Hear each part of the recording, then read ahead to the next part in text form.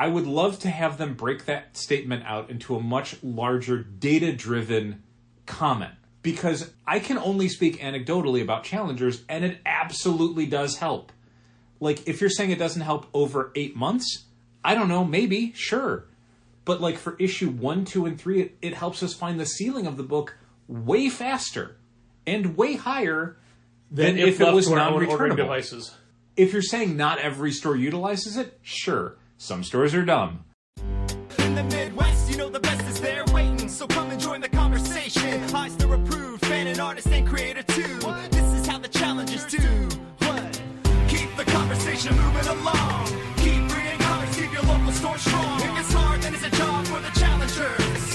Comics and conversation, y'all. From Challengers Comics and Conversation in Chicago, this is Contest of Challengers, a comics industry business podcast with Patrick Brower and W. Dal Bush. I had more people not want to join the loyalty program today than any other day I've had before. Weird. I mean, I get it. I don't like joining loyalty programs for the most part. Sure. I got no problem with people saying no. And if anybody asks when I'm at a store, I'm like, no thanks. But especially when it's, like, you know the Pokemon kid? Who's not a kid, but sure. When we were first surprised that person had a credit card. Right. Said no. Yeah, I mean, I think it's a valuable service. For somebody who comes in for a lot of loyalty weekly, reward programs, there's a sense of, like, lack of transparency. Yeah. Where it's like, I don't know what I'm getting out of this. I don't know. So Gina suggested that I use the word free when I'm describing it.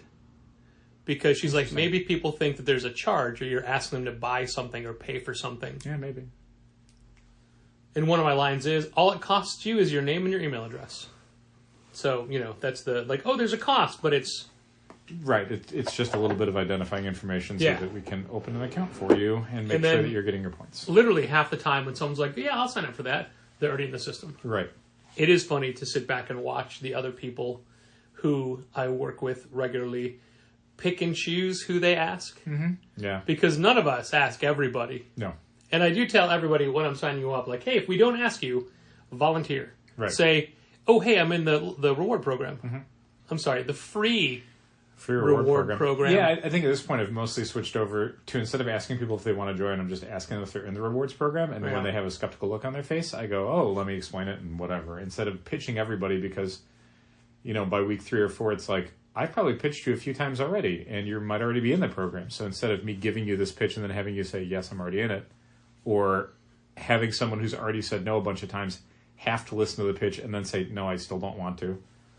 It's better just to say, are you in it? And if it's no, here's the pitch. If it's yes, we're letting you in. If it's no and you don't want to join, great, we're moving on. I think it should be apparent in attitude. So, for example, let's say you're somebody who is not in the program but doesn't want to be, and you're coming up to the counter to purchase your comical books. Yeah. And I'll be like, hey, are you in a reward program? Oh, no thanks. That'll be $2. Okay. Get out. What did they just get for $2? Get out. What are they? No, they're not getting their comics. They owe me $2 for that conversation. Yeah. Well, comics and conversation. Yeah, the people that I usually don't ask are ones where I don't feel like it's going to be valuable for them. Like if it's somebody who doesn't come in regularly or isn't getting like a series of books. If it's someone who's just getting like a few bags and boards, I'm going to be like, this is not worth your time to sign up for this if you're spending like $2, for example. Or if it's someone in from out of town. Being charged $2. Even though you can earn points and redeem points on our website, if you're in from out of town and you're shopping in the store, that's probably all you're going to engage with challengers. Right. So pitching you on a rewards program for a single store in Chicago with a website, maybe not worth your time. Wait. A store and a website? 2 things. That doesn't sound right. 2 things. That's just egregious. And sometimes it's a situation where communicating with someone is going to be so arduous, either because of attitude or some other barrier, that I'm just like, let's not do this. Look at that. I put myself in a good mood. Let's not try and have a conversation about this thing that I turned it around. Me talking to you about it is just going to irritate both of us. Oh, good for me. Mm-hmm.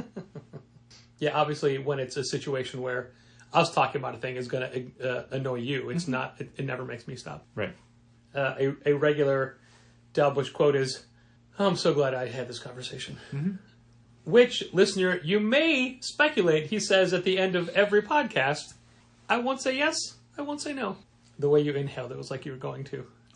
No. So, speaking, Dal, of said speaking, Dal, free reward program, yes, we've added some tiers. We did, yeah. One of the things that we had maybe not made abundantly clear to people was that this was just a trial. Well, the first month trial. I mean, to help us understand what it's like to run a rewards program and how feasible it is to keep running it in a certain way. But beyond that, people like to save up their points. Not exclusively, but a lot of people do like to save them up and cash them in for a bigger reward. The problem with the program as it was originally constructed and sort of intended was that there would be a $10 reward and you could use that at checkout. So saving up your points wouldn't net you more than $10 on any one purchase.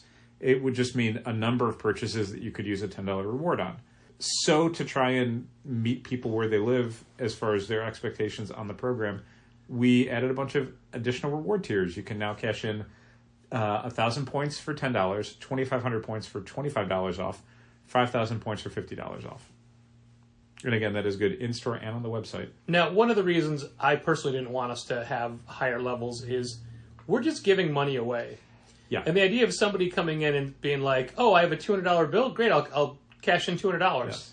Then that's like, we're out that money. Yeah, it is harder. I know they technically earned it, but it's just harder for us to budget a lot of things when essentially we're moving from like, we lost $10 off of that transaction to we lost $200 off that transaction.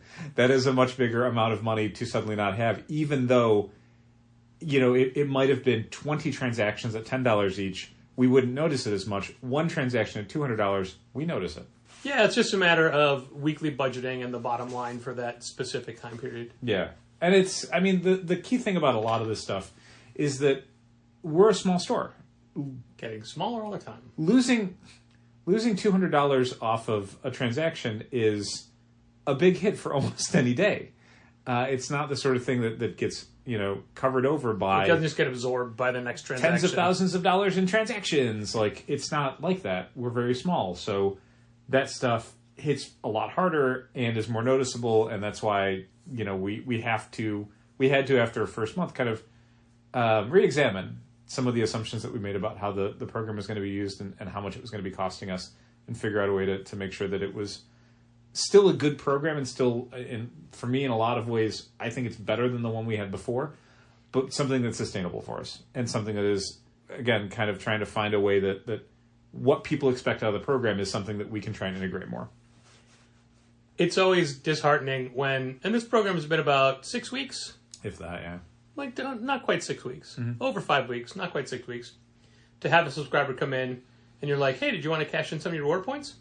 My what? Mm-hmm. We've got the reward program.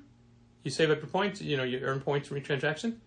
Oh, yeah, okay. Like, oh, you don't know what I'm talking about. What? You haven't read a single email about this. Nope. We either get the, "Yeah, I read your emails," or the, "What?" Mm-hmm. Or when somebody has exactly 1,000 points, it's like, "Oh, those are the ones we gave you." Yes. You have not been in since this program started. Uh-huh. Or in some cases, it might be a situation where they get so few things that if somebody has a $10 reward, they're not even spending $10. While they could use it to pay $0 for their transaction, I usually don't even want to mention it because it's like, you're losing the rest of it. Why not wait until you spend more than $10? Yeah. So yeah, if it's somebody who only gets like a $3.99 comic and they had 1,000 points on their account, I would just not mention it at all.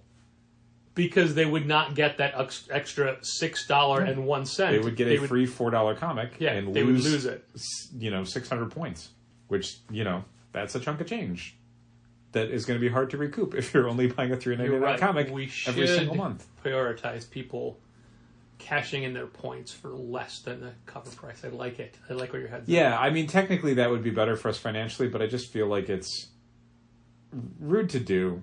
I don't know. I would feel bad about it. It just seems against the grain. That's not the phrase I wanted to use, but that's all I could think of. Okay. to work so hard to give money away. I know. It should be easier to give money to should. give. Yeah. It's like, yeah, okay. And I wish I remembered more of the people that said no, so I don't ask them again. Yeah, I think there's going to be a point in the near future where we probably shift things more to a, when you're checking out, tell us you're in the rewards program. Yeah. So we're not asking every single person. Because, yeah, there are people who said no, and they probably don't like having to be asked every single time they check out. And those are people we don't want to lose. Like, they're clearly, even if they're not using this program, they're still, you know, a regular Challengers customer, and I want them to have a good experience. So, yeah, that may be a thing that sooner rather than later, we as people are checking out, we say, hey, You tell us. next time you're in and you're checking out, please tell us you're in the rewards program I to wonder make sure you if get your points. having a good experience at Challengers is having us not ask you every time, do you want to be in a rewards program? I think so. It's something that I dislike when I go to other places. Like, You don't want fries with that? no one asks that anymore. I know, but that's the most accepted example. It's a historic example, but I think the one that a lot of people would recognize now if they play video games is going to GameStop and having GameStop have to press you on their Pro Points program and their upcoming pre-orders and all the other stuff that like GameStop corporate wants them to do that is irritating for everyone involved, but someone's making them do it. So like, I absolutely stopped going to GameStop as much as I used to because it was just like, this is an irritating experience. And I know that it's a human being doing this and they don't want to, but they have to, and it's a metric. But it's like, I literally just want to go in and buy a video game and leave. Like, that's all I want to do.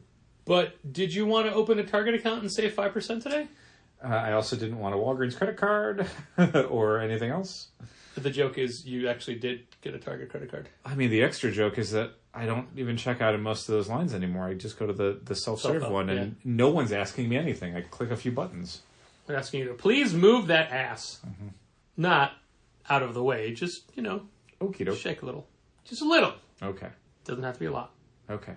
It's just one of those AI registers, that's all. Okay. They're weird about what they want people to do.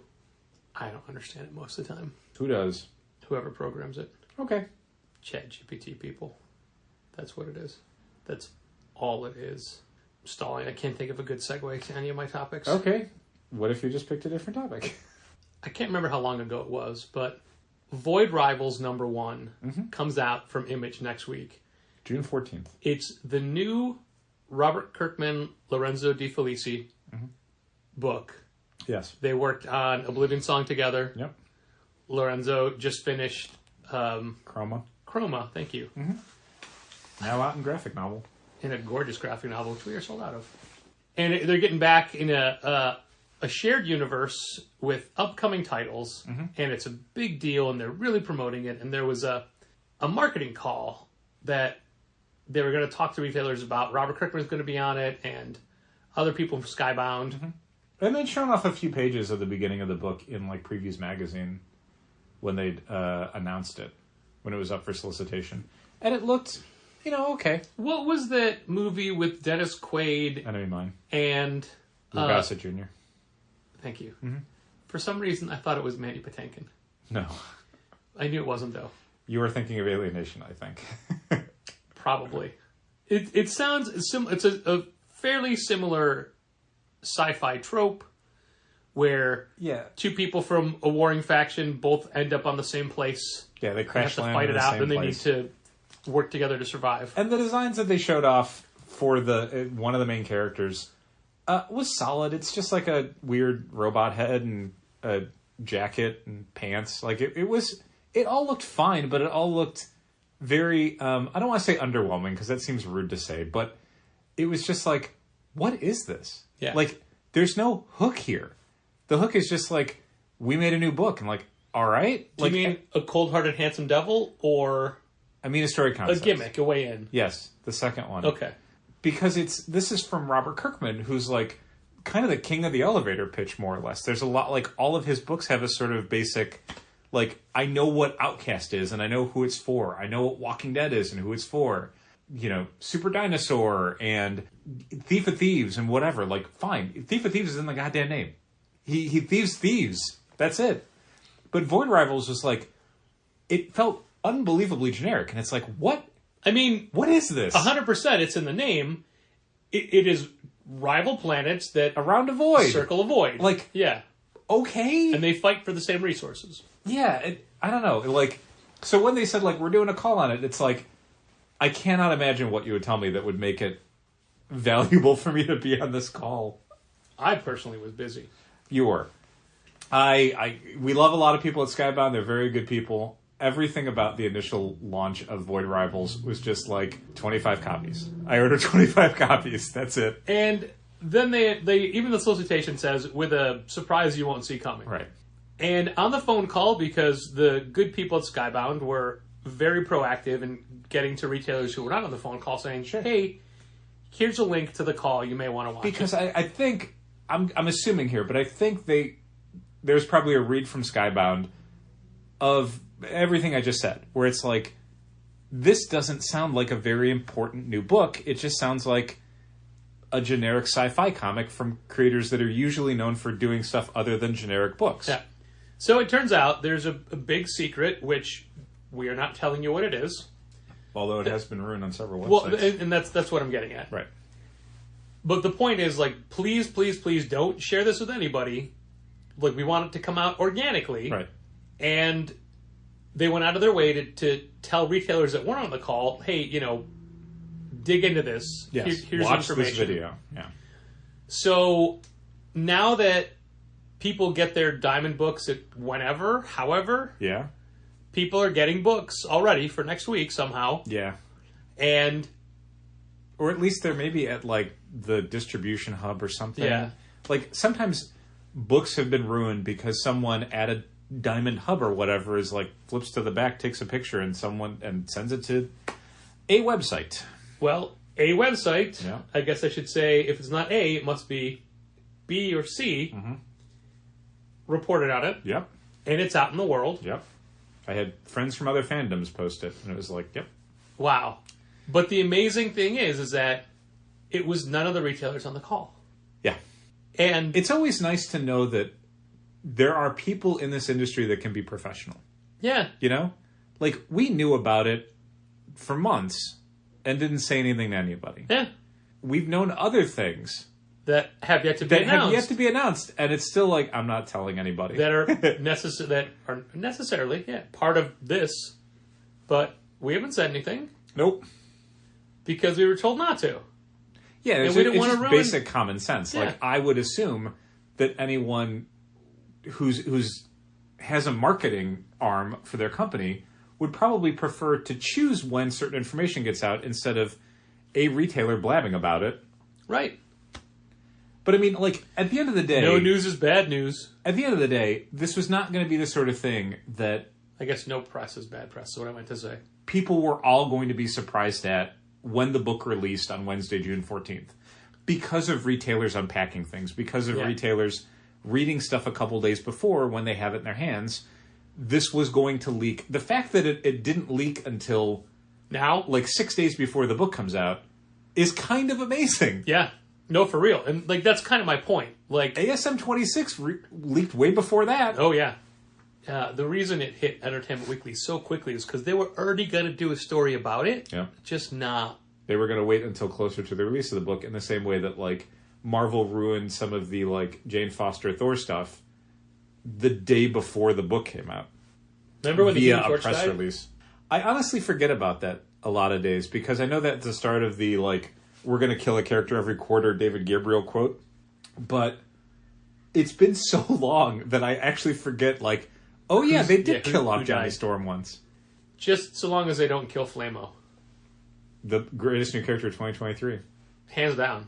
Yep. Only because it's Jeff was from well before 2023. Yeah, obviously. A lot of people are just discovering it's Jeff now. Jeff the but Land Shark was the hot new character of whenever that West Coast Avengers came out. 2017? Sure, why not? That was pretty great to have Kelly Thompson kind of talk about the history of Jeff on the off-panel podcast with David Harper. Were we done talking about Void Rivals, or can we talk about Kelly Thompson, or did you have more you wanted to say about Void Rivals? No, just the whole point is like, I think Skybound did everything right by retailers with this one. Sure. And retailers... There's one thing I would always want them to do, and it seems like every publisher has collectively decided to never do that ever again. And that would be making books, especially things like this, returnable. Yeah, especially stuff where it's like, there's part of the promotion we can't give you. It's like, if you make the book returnable, I don't care. Like, if you're like, there's something huge, we can't tell you, but because we can't tell you, we've made the book returnable. Great, we'll go all in. Yeah, if we don't order high because we don't trust you, that becomes our decision rather than, boy, if I'd known this, I might have ordered double or triple what I ordered, but I couldn't risk it because I didn't know what the surprise was. What if it was like 50% returnability? I mean, I guess that's fine, but we used to have full returnability on things like, not even things like this, just basic #1 issues, because that's how the market works, because most people don't know a book exists until it's on a store's shelves. What is Image recently and DC currently saying? They're seeing no difference in sales. Which, I don't know, I would love to have them break that statement out into a much larger data-driven comment. Because I can only speak anecdotally about Challengers, and it absolutely does help. Like, if you're saying it doesn't help over 8 months, I don't know, maybe, sure. But, like, for issue 1, 2, and 3, it helps us find the ceiling of the book way faster and way higher than if it was non-returnable. Devices. Like, it would... If you're saying not every store utilizes it, sure. Some stores are dumb. But if you're telling me that there is no sales benefit to a publisher to offer returnability, I literally cannot understand that, because that has been 100% not my experience with returnability over every year I've ever been a retailer. Like, it is the most valuable tool by far. And according to the people who were complaining about it in a recent DC retailer call, it was the #1 requested thing. Yeah. So if you're telling me that, like, it doesn't work, how are all these retailers saying we need this badly? Like, both those things can't be true unless the first one, it doesn't work, is by a very strict definition that doesn't match the needs of the retailer. Like, if that's the case, sure. But I don't know what you're measuring it by, and I can't understand how that could be possible. So, yeah, incredibly frustrating. I don't hold it against Skybound for this necessarily, but I think it's so crucial, and I don't understand why so many publishers who used to do it are now never doing it. Like, incredibly frustrating. You know, it's not frustrating, though. Kelly Thompson. Kelly Thompson. Well, sometimes she gets you to read books that you end up not liking very much. Guess what? I read 2 and 3 last night because they were in emails. Mm-hmm. I'm on board. I'll finish it. I will. It's on here in my... You are psychologically incapable of holding anything against Kelly Thompson. I get it. It's fine. Kelly Thompson does a lot of good comic books. I like Ed Brisson's crime stuff. Incredibly excited about Kelly Thompson and Leonardo Romero and Jordi Belaire's upcoming September 2023 Birds of Prey, now that they've showed off the entire cast as well as a whole bunch of covers. It's the Hawkeye team. It's the entire Hawkeye team. Well, they don't know for sure who's lettering it, but it's probably the whole Hawkeye team. Yeah, it's... I have a question, though. Please. I saw a Chris Boccello cover with like a 1 in 50 with a character I don't know who it is. Wonder Woman? Is it Wonder Woman? I think it's supposed to be. It looked like a child being tied up in the rope, in the lasso. I thought she was just sitting there. No, she's tied up in a lasso. So she's not a member of the team. No, I think it's just a cover. Okay, because I'm like, wait, she's not on the other covers, and she wasn't in the weekly announcements. Did I miss something? So Kelly Thompson did a really smart thing via her Substack, and then it went other places because it was part of a concerted push by DC to promote the new book.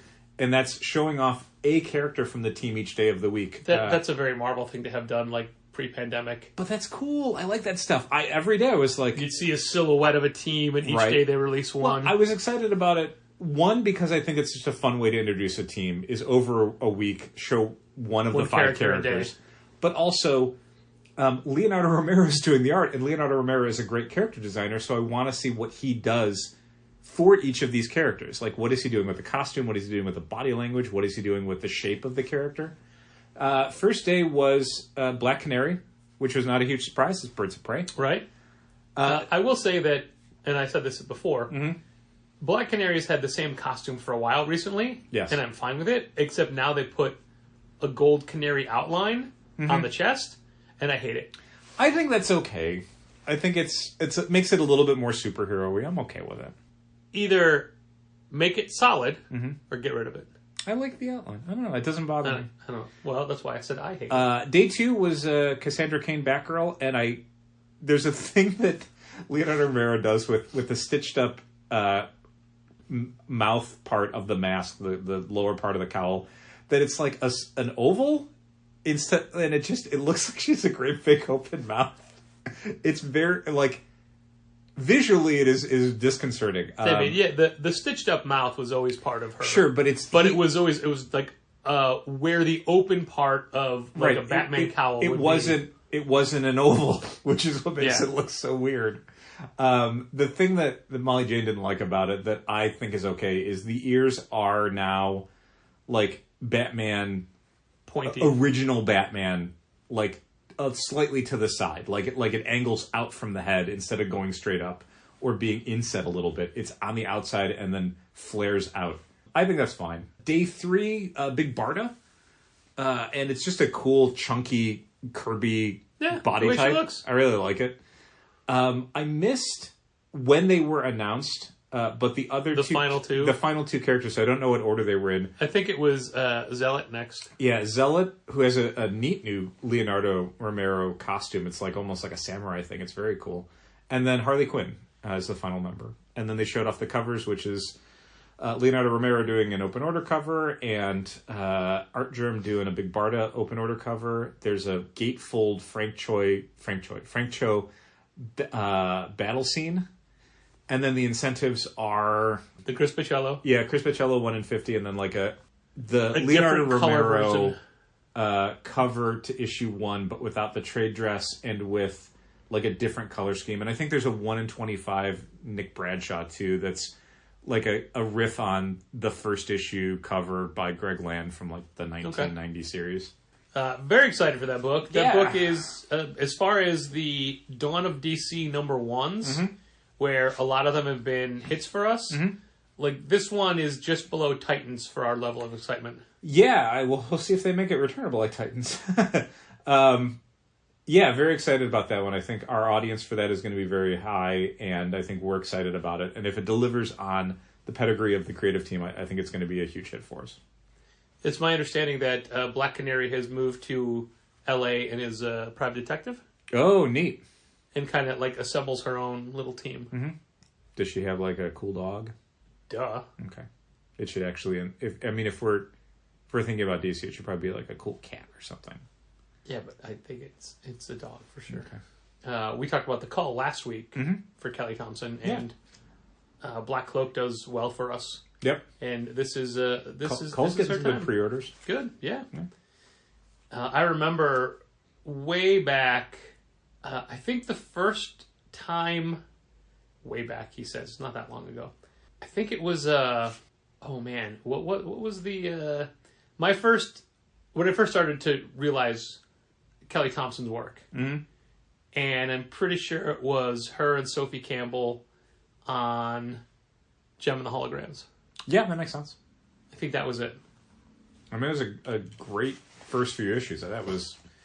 it took everybody by surprise. I ended up buying the Gem and the Holograms Season 1 hardcover because the team was so good, and subsequent teams were good, and I never watched Gem and the Holograms growing up. I didn't have any affinity for that fandom, but the work was the work. And I think it was for West Coast Avengers, we reached out to Kelly to do a signing, but it didn't work out. Yeah. Maybe it's worth reaching out again for Birds of Prey. Well, there's something else that I don't know what it is that I hesitate to mention because I don't know if it's something new in this world or just like a remastered version. But I feel like we're almost honor bound to do something for it. And I assume you know what it is. Oh, yeah. So, but again, I don't want to say, oh, it's with these people in case what we're talking about is, because we don't know what it is. Right. We just know they're working on something in that world, and it could be exciting. I hope so. Here was a question that I was asked today, and my answer was, I don't care. Ooh. And you're dumb for asking. That's a good question, then. But my real answer is, I think they were, but it's 1,000% a doubt question. Okay. On their home planet of Cybertron, were Transformers already trucks and planes and tanks, or did they take those shapes when they came to Earth? I don't care, and you're dumb for asking. No, seriously. I am dumb for asking. With a lot of things in Transformers... I'm not so dumb that I actually stopped to ask you. Right. Thank you for that. I'm glad I'm getting this question now and not in the middle of my day. Day off. I don't know if that's something you would have liked to get a question about. The important thing to point out for any answer about Transformers trivia or origins is that it really depends on the specific continuity and media. They don't have a set origin. It really depends on the show. The basic version, though, is that they had different forms on Cybertron. When they came to Earth, they scanned new alt modes. They had to assimilate. Right. So Optimus Prime might have been a truck-shaped space thing on Cybertron, but when he came to Earth, he scanned an Earth truck mode, and now he has wheels and tires and trailer and all the rest of it. Another question was, wasn't there one that was a gun? Yes, there's been several that are. No, I took care of that. Also, also they will never be guns ever again. Because I took care of that as well. Boy, oh boy. But also, and are all the bad guys jets? Times changed. I took care of that one as well. Some bad guys are jets, but not all jets are bad guys. And not all bad guys are jets. Correct. Megatron, for example, not a jet. Sometimes a jet. Also a gun. Mainly just a semi, though. Megatron? No. Gun. Megatron's Gun. Tank. Tank mostly now. Like, that's they for a while they couldn't figure out how to do gun Megatron. There was a point where like he was like almost a Nerf gun because Hasbro owned Nerf and they could use it, but it was like he was so brightly colored that while he was still a gun, it was so not Megatron that they eventually went, he's a tank now because we can make tank toys and sell them in the United States. It's technically a gun. It has a turret with fire. And that's the main thing is the silhouette of Megatron, because he was a gun, the gun barrel would go up over one of his shoulders. And they could actually execute that with a tank because a tank has a barrel that looks like a gun barrel. And he could be a big, chunky, silver bad guy, which was always difficult to do with the gun because the gun doesn't have enough mass to make him big and bulky like he is on TV. Also, it's rare that guns are silver. No, gunmetal gray. That's gray now. Oh, well. Megatron was black, though. His gun was black, wasn't it? Nope. It was a silver gun. It was a Walther something or other. His name is Gunther now. Oh, thank you. You're welcome. I'm glad that the Transformers do not have a comic book right now that would make us have to do a lot of trivia about Transformers on this podcast. It's nice to get the reprieve. Why would them having a comic make us have to have trivia? Because it just feels like, it would come up because there's a comic book, but, there isn't a comic book in 2023, so there we go. Kamen Rider comic book right now, and nobody's asking Kamen Rider questions. That's because that book is not good. I think issue 4 we didn't even carry for the shelf. It was subscription only. That is the answer to the question most retailers are given. How many Knight Terrors are you ordering for the shelf? Well, no, not asking you that question. No, I wasn't going to answer it with a number. I was going to call back to what is the number one thing that we want publishers to do to help us, confidently order a new series, and then what is DC not Tom doing? Taylor and Dan Moore on every book. That alone would still not be enough. I need returnability, and it is insane to me that across 20-odd miniseries, 2-month-long miniseries, which means you cannot, as a retailer, get stuck with it, offering no returnability on it, which is just like, you are telling me to order as close to subscription numbers as possible and make this thing a failure. Oh, it's weird that you say that because I've already made our half-off Night Terrors Overstock box. Good luck with that. I cannot assume that the DC is going to be getting good sales numbers for Night Terrors because everything about it is just poison for retailers. You know what else is poison for retailers? What's that, Patrick? I had a different segue for the same topic, but you kept going and moved it away. But you brought it back. Thank you. Diamond's shipping charges. Oh, God. I don't know if I was Diamond that I would have ever told retailers exactly what they're paying on shipping. I would just let them yell at me about it forever because the alternative is retailers learning the truth and stopping so much of their business with Diamond. There's been a Oh my God. severe lack of transparency with shipping from Diamond forever. Oh my God. Yeah, we had previous episodes of this podcast years ago that were basically like... We don't understand how this works. Like, people who worked in logistics who were like, I will try and figure this out. Yeah. And no one could. You're billed for it a week later. So whatever shipping is on our invoice this week, it's for the books we got last week. Number one. But Diamond now has a tool on their website where you can go and see what you were charged per box. Right. So not just, well, yes and no. Like if it's pickup at like a hub, they're just giving you the amount for the entire pickup. But like if it's UPS, they will tell you how much that you paid for each box shipped via UPS. Now let's break down a little bit what we get from Diamond via shipping. Comic books. We do, and graphic novels, and action figures, and some trading cards, and a lot of bubble wrap, and some paper, and cardboard flats, mini-mates. Sometimes there are other stuff in there too, like highlighters. Yeah, other people have had, like one person got a sandwich. How now that you know what you paid for shipping for that box with a sandwich in it, how good are you going to feel about that sandwich, you know? So the books that we order to sell new every week, those are sent to an expediter, a warehouse out in Elk Grove Village, and I go pick those up on Tuesday. That used to be most things we got from Diamond, but it's not.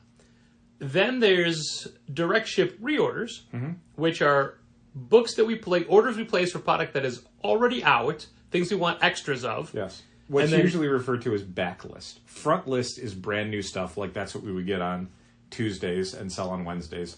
Backlist is all stuff that's already been released and we're reordering it for the graphic novel bookshelves or to fill we a call it special order. reorders, they call it backlist. Right.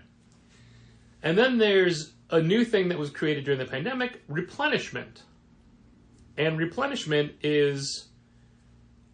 Basically, I don't know why it exists. So what replenishment basically is instead of...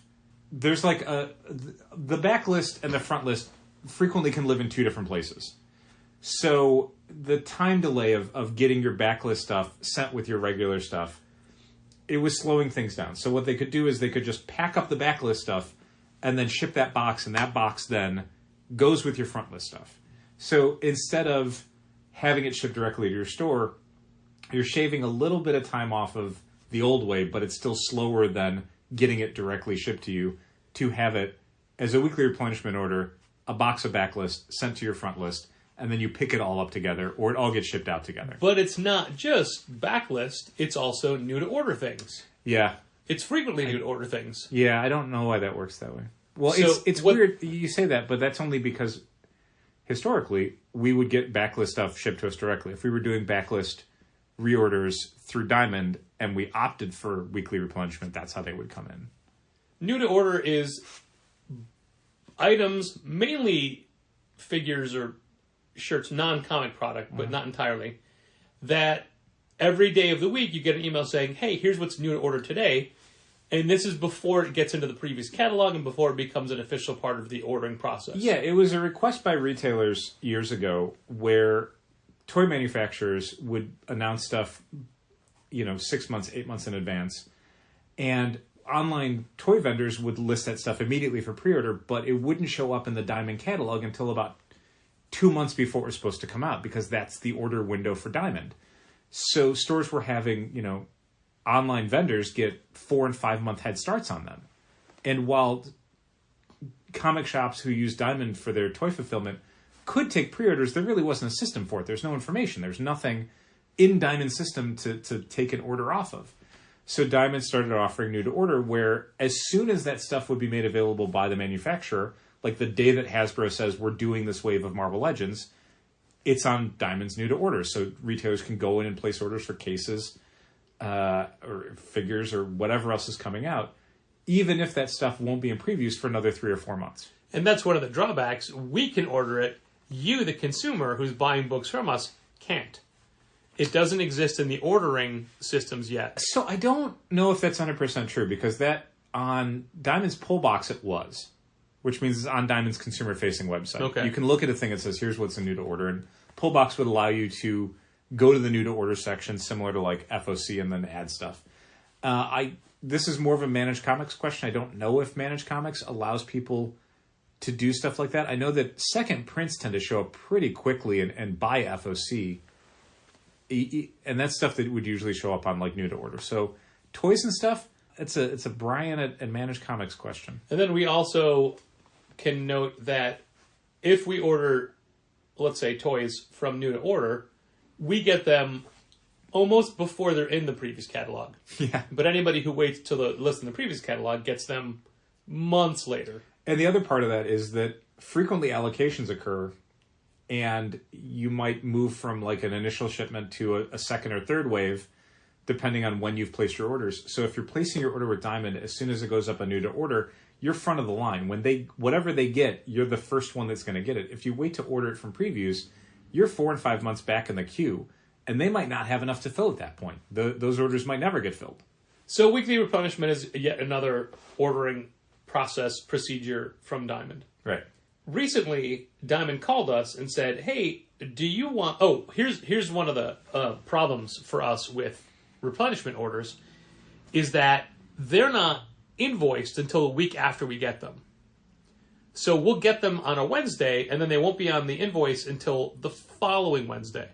So that means that we can't receive them with all the new product for the week. When there are special orders, when there are price changes, none of that stuff is the same process as receiving an invoice. Mm-hmm. We have to do it separately or oftentimes create the item ourselves. Sometimes. I'd say at least 80% of the time we can just find it in Managed Comics database and then move forward. But sometimes it's a weird pop vinyl or something where it's like, oh, I don't know where this is. So it's extra steps, which is annoying. Yeah. And Diamond had asked us, like, hey, do you want to keep paying for extra shipping for these replenishment orders, or you want them sent with your weekly books? And I'm like, oh, send with the weekly books. That way they'll be on the invoices, and we can receive them, and it's great. Mm-hmm.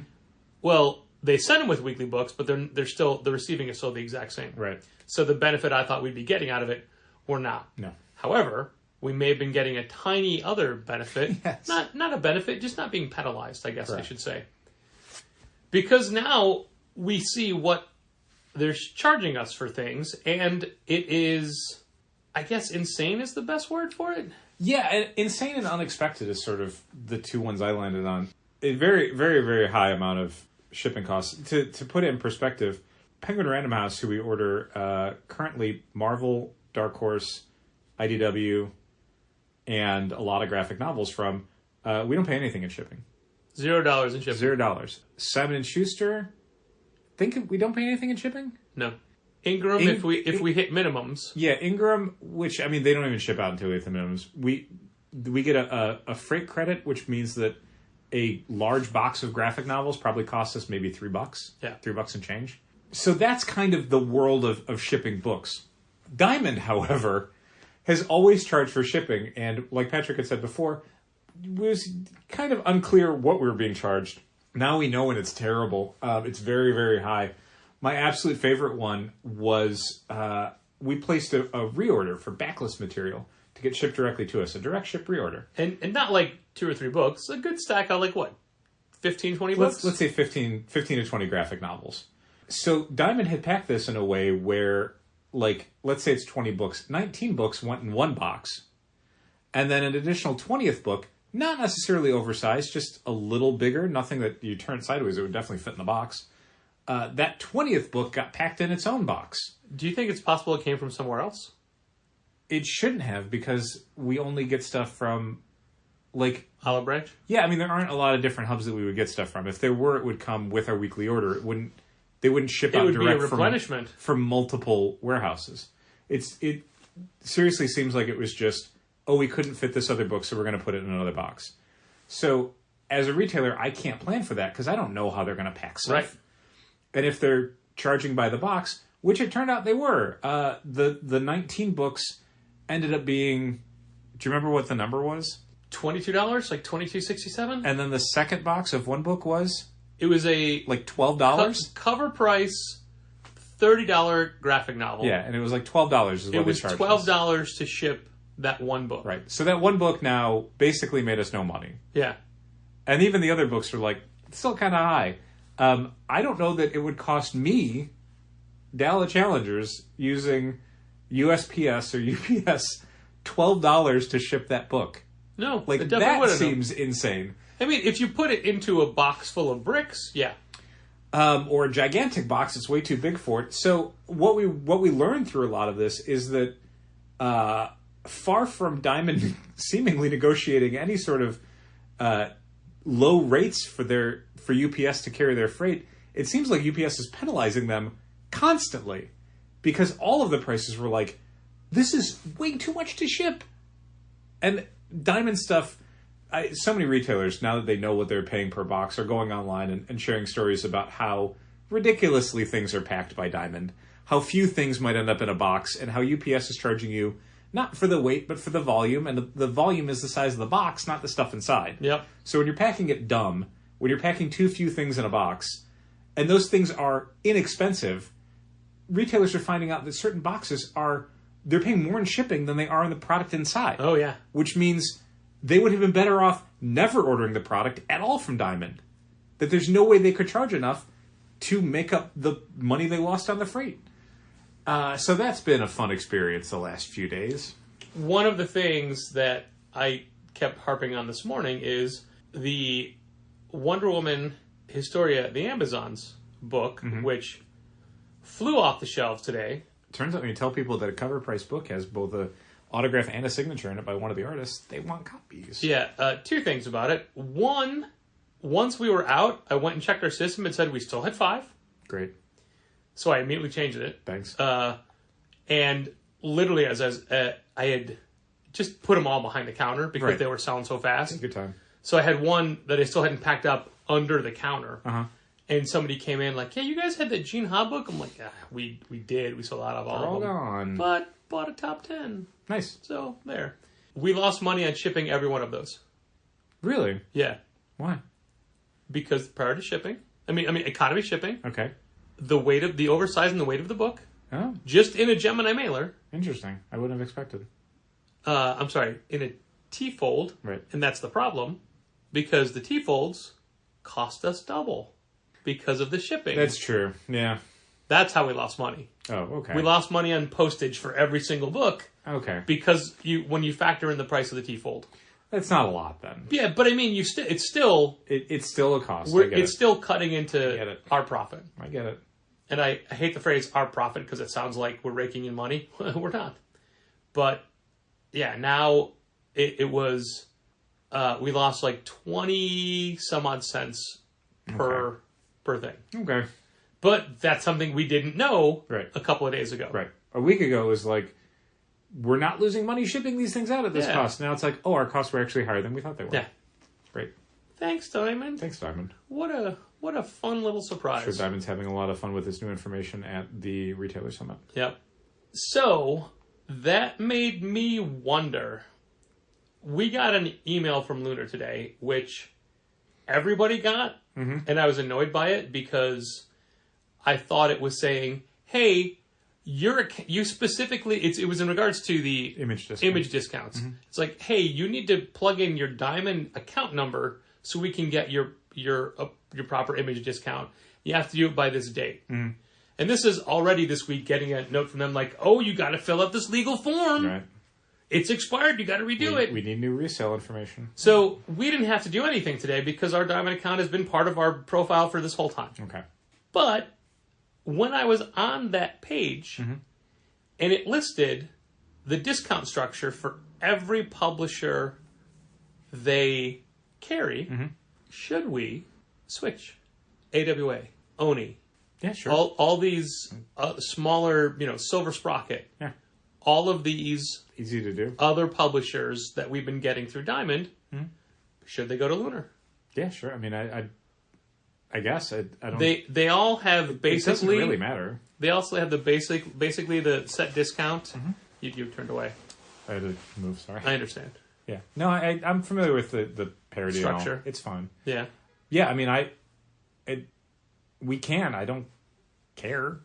Like, But I mean, do you think there's no reason to, or For publishers that small, I don't think it's the savings by getting it through Lunar rather than through Diamond, as far as shipping is concerned, is sort of negligible. But specifically, I mean, for reorders for those publishers. We don't do reorders for those publishers through Diamond for the most part. Okay. Oni is Simon & Schuster. AWA is, I think, also Simon & Schuster. Okay. The only graphic novels that we're currently reordering from Diamond are basically Image. Yeah. Like, that's kind of it. Anything else we can either get from another distributor that has a better discount, faster service, free shipping, better stock levels, or Diamond doesn't have it to begin with. Like, we've long since diversified our backlist stuff away from Diamond, and now we're moving the backlist to just being replenishment orders because we're not going to pay direct shipping anymore because we know how insane it is. Yeah. And it's a moot point because, again, the only thing we order is Image, and they're not even going to have Image graphic novels as a premier publisher in like 2 months. So we'll just be getting those from Lunar as well. Or whoever else hopefully eventually lands that book deal. I'd love for, Simon & Schuster or PRH to have it. That would be great. It'd be so weird if it's PRH, but they Yeah. don't do the books. I tend to think it's not going to be PRH at this point. Yeah. It's just that well over a year ago, we were told by an industry insider that it's a done deal and Image was moving to PRH. Yeah, that's the thing that I saw a lot of people reporting on, was that they were... The worst kept secret in the industry was that PRH was going to be getting Image's business. No one knew when. Yeah. We just kept waiting for the announcements, like, maybe it'll be San Diego. Maybe it'll be... It makes you wonder if something happened. If something in that deal fell apart in a way where it was like, well, we're going to Lunar then. Apparently there was a lot of problems with the way they were being handled by Diamond. That's what I've heard. Yeah. But I don't know. I can't speak to any of it. No, same here. Like, I don't... A lot of that stuff is above my pay grade and outside of my expertise. You have a pay grade? It's very low. Oh, that explains it. It's very low. I assume mine is the same? I hope so. What's yours? Tell you off the podcast. I thought you were going to make up something like plastic robots. Isn't that how you get paid? It feels that way sometimes. Hey, Dal, did you read any comics this week? Any PDFs or any previews? I did not. What was I going to read? I had Xino, Xino. Yeah. From Oni, but I didn't read it yet. I don't think I'm going to read that because I'm just not an anthology person. I honestly just grabbed it because it's like, they keep sending it like, all right, fine. Like, I don't think it's going to be for me and I don't think I'm going to enjoy it, but like, it's my job. And they're really pushing it, but man, we kind of, what was I can't remember, like the found footage horror book from Chris Sabella that Oni recently did, Blink. Okay. Like, Blink was one of their, like, this is going to be big, order Blink. Uh-huh. And it was fine. Okay. Like, we love Dirtbag Rapture. Yes. Same writer. And that did okay for us, but Blink, just, by the end of it, it was like, we were doing, maybe selling 2 or 3 issues. Well, it's like anything from a publisher that size. If stores don't push it, no one's going to buy it. They don't have marketing reach. They don't have a viral whatever. They don't have...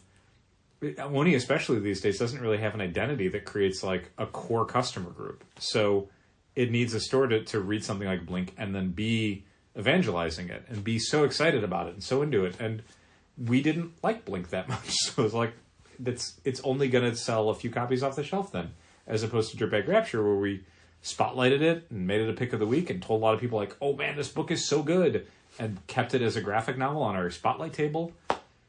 Yeah, that's store by store. Well, I read Ribbon Queen. Ribbon Queen is by Garth Ennis and Jason Burrows. Right. AWA. And for 95% of the book, it's a serial killer cop procedural. Okay. But with really well-developed characters and a story where you're immediately pissed off at what happened and how it happened. Mm-hmm. It's I don't think I'm giving anything away, but it's about a serial killer was caught in his, like, before he could kill his final victim. Mm-hmm. And then that victim takes a year off to recover, and as soon as she gets back into her life, immediately murdered. Oh. So this is a cop who's digging into her murder on their own, and who was unavailable to work the case the first time for reasons we'll get. Okay. And so it's like just a solid, good police procedural. And then the last part of the very, like not the very ending, but the last chapter of the book turns it into this completely gory horror thing. So, well, if you like to walk into hell, I guess crazy, yeah. Here's more of it from the same sane and stable, family friendly creators of Walk into Hell and Crossed. Yeah. No, I'm looking forward to it. Yeah, boy, it's just like oh my goodness, it is graphic. Good, that's cool. But ends with a good wait, what? Mm-hmm. Yeah, so highly recommended. Recommended.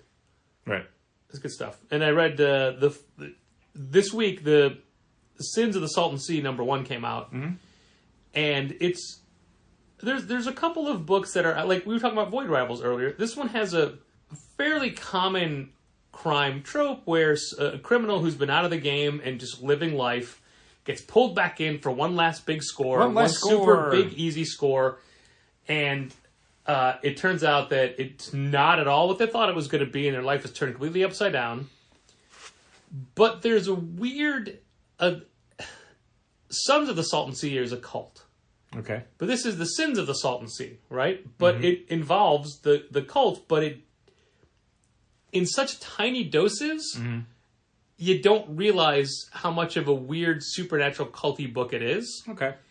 And on my Instagram video this week, I talked about how I wasn't going to read it. I like Ed Brisson's crime work, but I wasn't, and it's C.P. Smith, who hasn't done anything in a while on the art. And I wasn't going to read it, but then Kelly Thompson this week in her newsletter was like, you should read it, it's great. So I read the first one, I'm like, okay, all right. But then they gave us 2 and 3. I'm like, I'll read them. And it's good. Yeah. And it's, the supernatural element so far out of 3 issues is really downplayed. Which, I like my noir straight up. Yes. Unvarnished. Yeah, dark.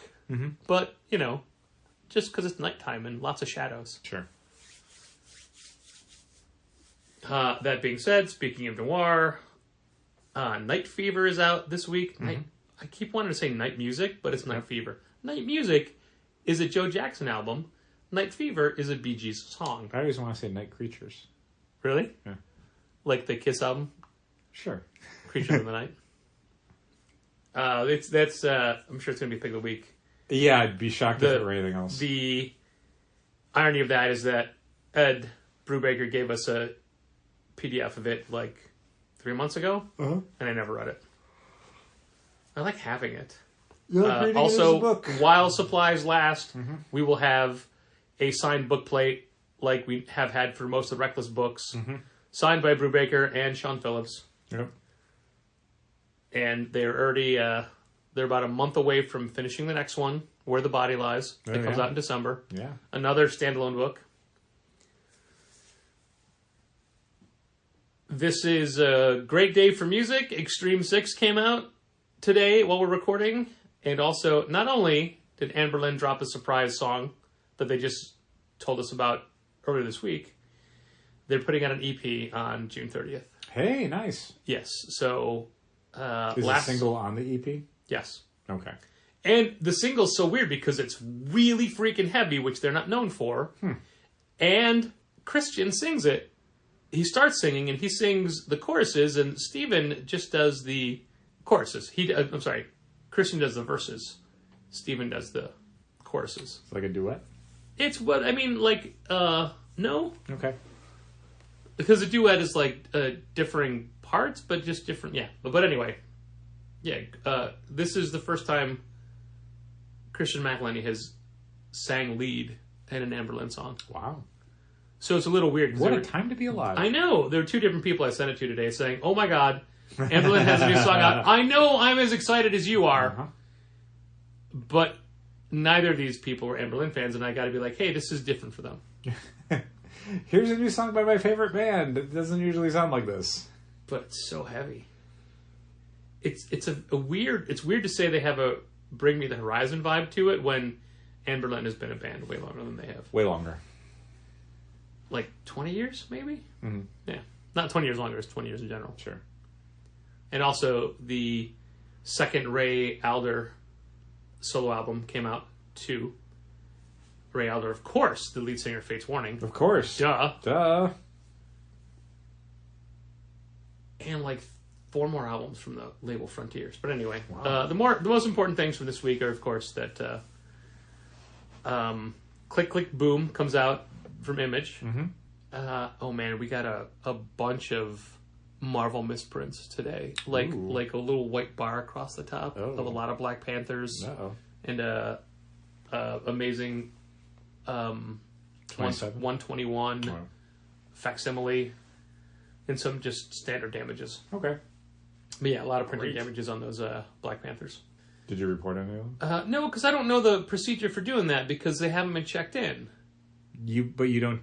The procedure is just you go to the PRH invoice on the PRH site and you say place claim, and you say these things, and if you want them replaced or not replaced. I mean, I know how to do that for normal order, but since we're not checking anything in, I don't know if there was a difference to do that. It's decoupled from the checking in process. I always leave that for you. I know. But now I can do it. I usually would rather have you do the PRH ones as soon as possible because... Yeah, you don't want to waste 4 days. For example... hey, here's a fun little shipping story. Mm-hmm. I had a lot of things to pack up today. Yeah. I'm sure you noticed. I did. I'm sorry. I know you don't love that first thing on a Friday. Well, A, traffic sucked. Mm-hmm. B, we had a ton of orders that just kept coming in and coming in. They really did. C, one of the things I told you about yesterday that always happens first thing Friday happened again. Uh-huh. So it's just like, I didn't finish packing up orders until like 1:30. That's fine. I mean, I there's plenty of days where things get busy enough in the early part of the day that I will pull stuff and then pack it later. Like, as long as it's behind the counter and no one can buy it, I don't care. So the irony of it is the person that paid for priority mail shipping was the only one the post office didn't pick up today. Oof, sorry. I don't care. Yeah, but I'm also... not sorry for you. Sorry just in general that it happened. One of the things that we shouldn't have done, or should have done differently, is the Southern Hobby box that just got put on top of the shelves on Wednesday. Mm-hmm. We didn't mention it at all, so it stayed up there.